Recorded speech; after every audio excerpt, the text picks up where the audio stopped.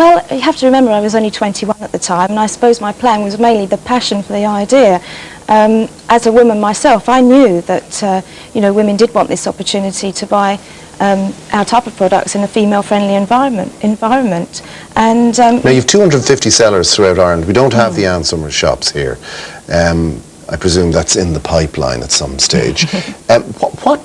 What do they sell at these little get-togethers? Well, the main thing with an Ann Summers party is they're meant to be, great fun. And it's all girls? It's all girls, and it's, the opportunity for all women to get together and to see sexy underwear. Not all sexy, I mean, a lot of it is practical, and, as your programme was saying, it's not all about... It's very practical, all right. There's all quite practical stuff there. Look, a little practical I thing like to there. think there's something there for everybody, from obviously the more playwear to some of the items there that are more...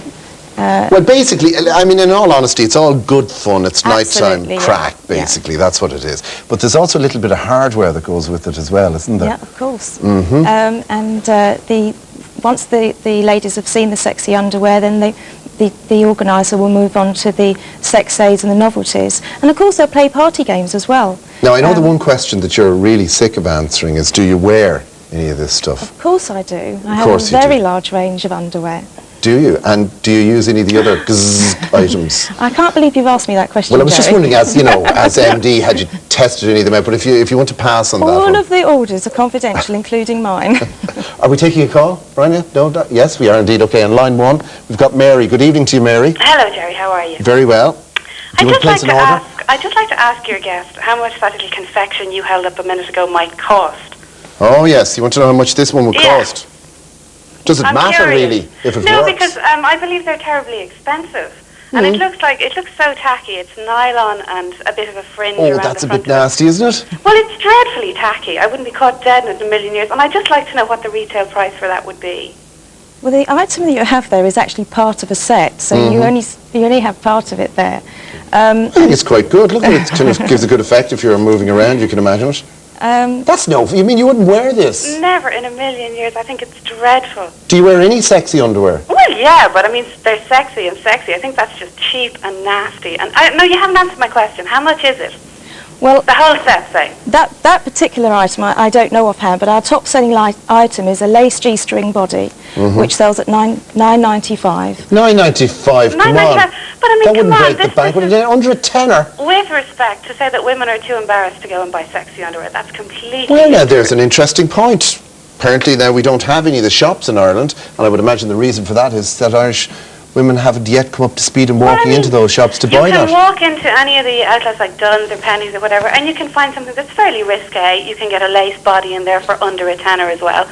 And this whole subterfuge thing about lining women up to kind of sit in each other's sitting rooms and play silly games, I just think it's very sad. Because it's not much fun in her life, is it? I mean, I kind of like the idea of women getting together in this. Well, this Helena, is the whole let's bring in point. Helena Why in don't New men York. buy it? Helena, how you doing? We've got Mary here who says that she thinks that with no disrespect to our guest, that this is cheap, tacky, useless. What would Irish women want to get together to have this kind of low-grade experience for? I bet you they do it in New York, do they?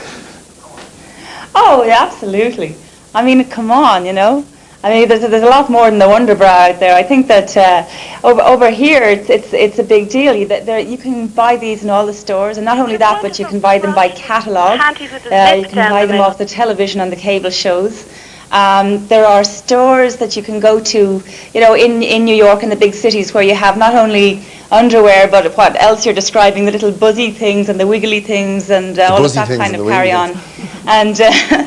And they're very popular. They're very popular indeed. I mean, there's no sort of stigma attached to them at all. And when girls get together, they frequently sort of discuss that. And I think that, it's all very healthy, really. I mean, why not? She thought the whole idea of girls getting together, women getting together, cooing and oohing and ahhing over this kind of merchandising in a suburban front room was anathema to the sophisticated woman.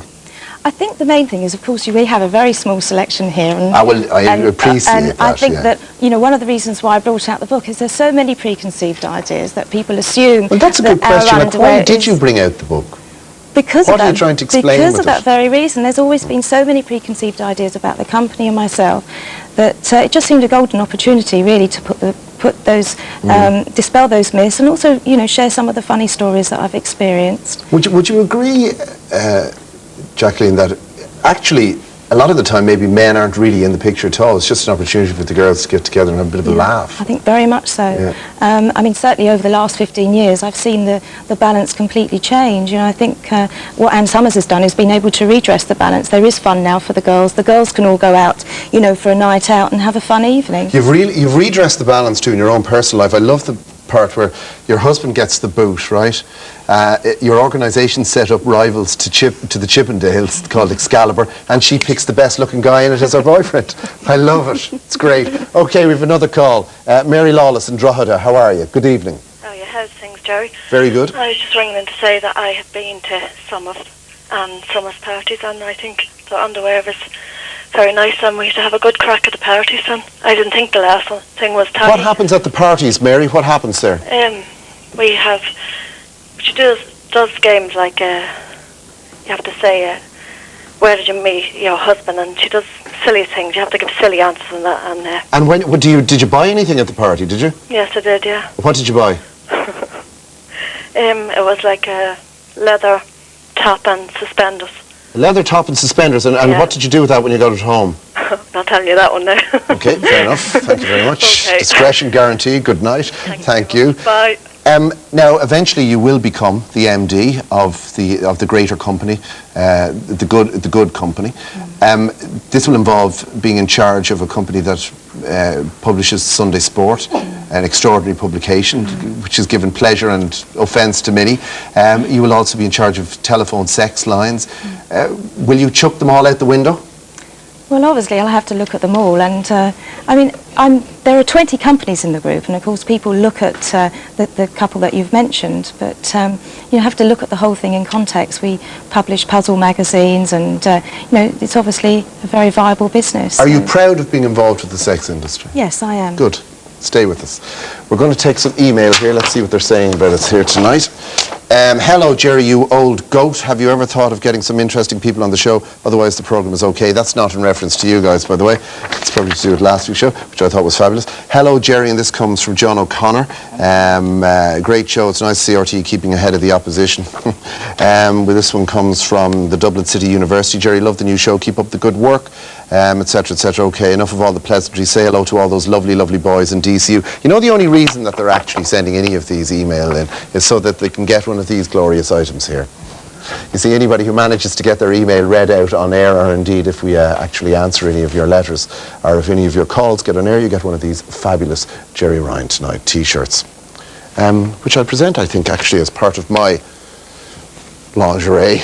Rich might wear this as a little nightie maybe sometime, will you? That's all yours. Thank you very much, Jacqueline. Swap, yeah, well, I was told you were going to take these away tonight. My wife said she wanted a little sample. Joanne, how are you? I'm very well, thanks. Joanne McElligan, familiar to readers of the Sunday World. Tonight, if we refer back to our original story on the show, the Ballyfermot riots, eventually, and we make no link between the riots indeed, and the discovery of the 15-year-old naked girl who was murdered behind the convent. You have been following these stories in the Sunday World. Well, unfortunately, when I started out in journalism 10 years ago, I would have covered maybe one murder every 3 years. And in the last 2 years, I maybe have covered 4 or 5 murders of females. There seems to be a complete escalation in the murder of females. It used to be domestic violence or rape. I mean, that is a heinous crime in itself. But there's been a definite increase in the number of women being murdered. Well, we could trace the Gillan case, the Imelda Riney case. These are all stories and cases and murders, justifiably so, that have attracted enormous public attention. Well, but in actual fact, are more women becoming the subject of these very torturous and violent attacks than men? I think so, yes. I think more women are becoming the subject of very violent deaths, and I think it's probably got to do with a breakdown in society, and like with more violence in television, women are going out more, so they have more opportunity to meet these gougers. I mean, Philomena Gillan was shot and stabbed in the back 6 times. I mean, that is a horrific murder, considering she was 7 months pregnant. I mean, that is a crime that people just cannot come to terms with.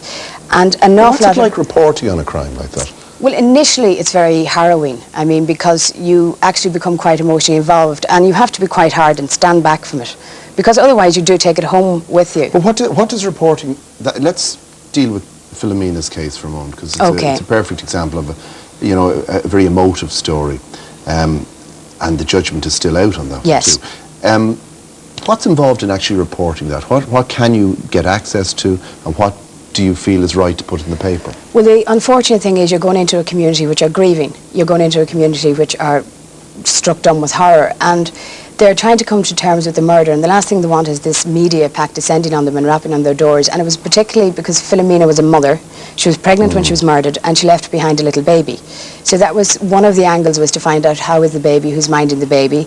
The other, because she had an elderly mother, how is she coping?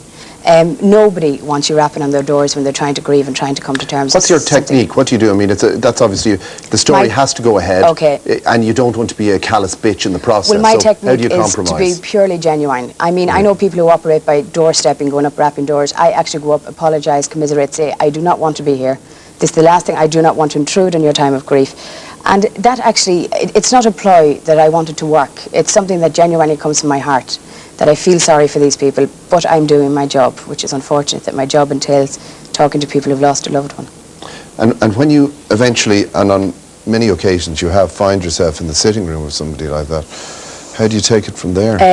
You can't. You literally turn into a counsellor of sorts, because you might be the first person that they've opened their hearts to. Have you ever been given a piece of information that you've said to yourself, on the one hand, this has to hit print, and on the other hand, the human Joanne said, maybe I should just forget Well, about hopefully this. my boss isn't listening, because if I tell the truth, I'll probably be sacked tomorrow, but yes. I mean, you have to... Recently?